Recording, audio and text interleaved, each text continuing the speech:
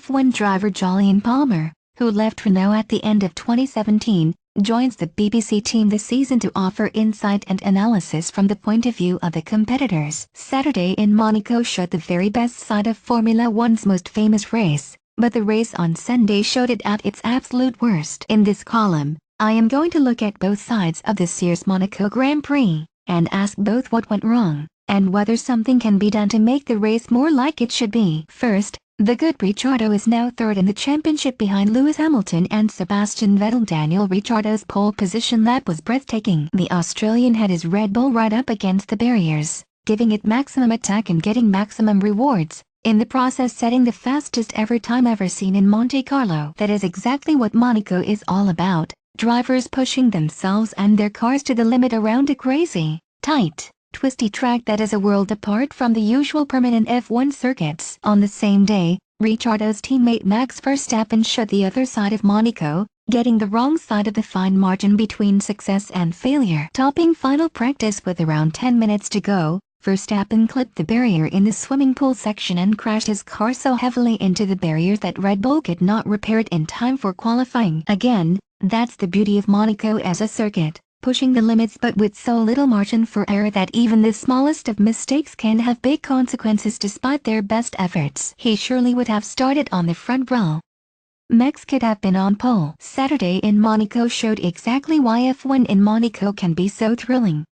But instead he was forced to start from the back. Now, the bad third-placed Lewis Hamilton was not impressed with the race, saying, "I will be shocked if anyone was awake at home while it was on, because I would have been asleep on the couch." At least Verstappen's impressive recovery drive, passing Sauber's Marcus Ericsson, Williams' Lance Stroll and then Carlos Sainz's Renault with an aggressive move around the outside of the Nivelle chicane, provided an iota of excitement among the tire-saving madness of the race. But at the front, this was never a race at all. It was merely a procession of great drivers in fast cars, driving at a steady pace in a line around an amazing track.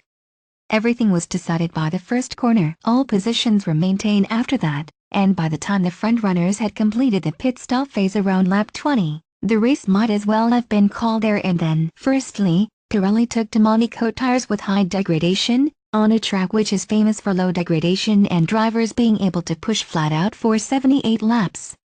What went wrong?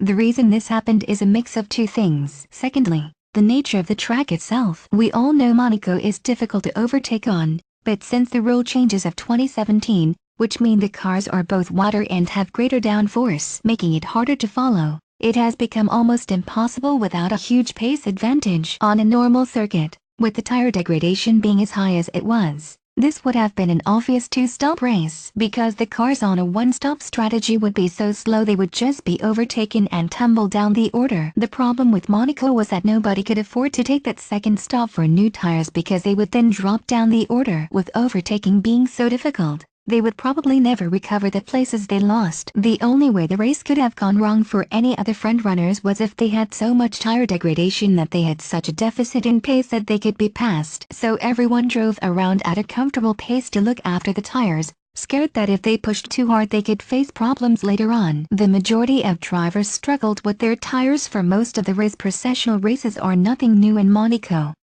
The result was tedium, but at least usually spectators know that the drivers are being physically and mentally challenged for 78 laps. That is something worth watching, and it means mistakes are sometimes made. This year, it was nothing like that.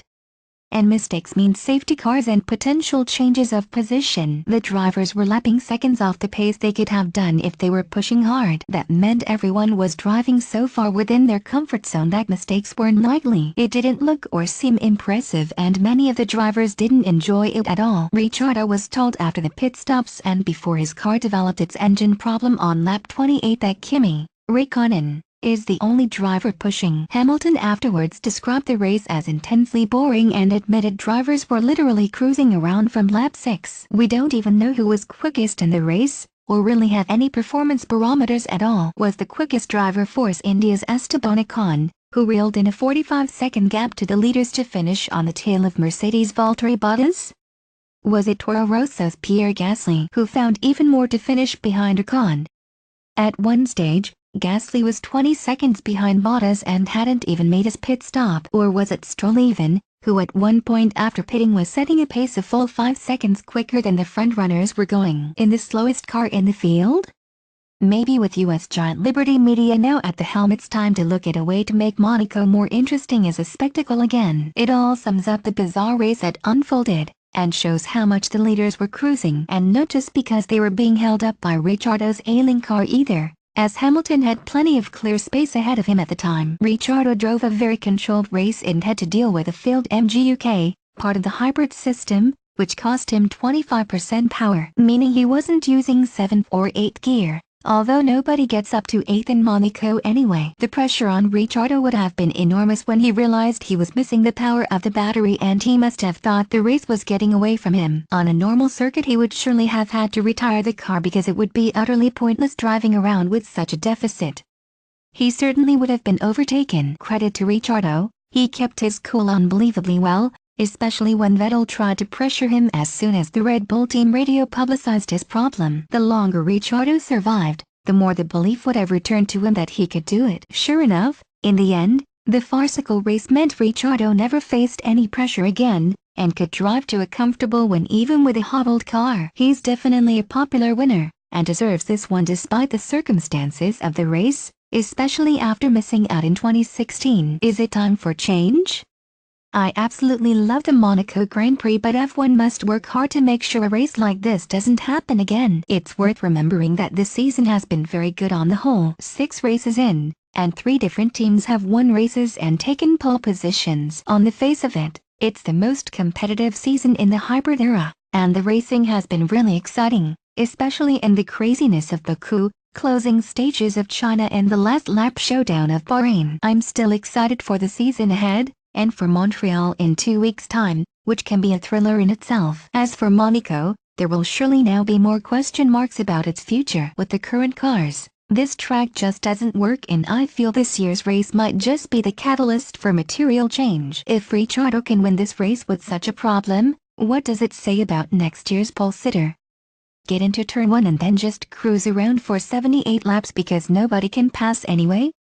I'm sure most people would agree that is not what F1 should be about. The issue was exaggerated because of the tires, sure, but even when drivers were pushing towards the end of the race, Vettel couldn't get near Ricciardo. More durable tires might make the race more interesting because it allows the drivers to push harder, but why would they if the car behind can't overtake anyway?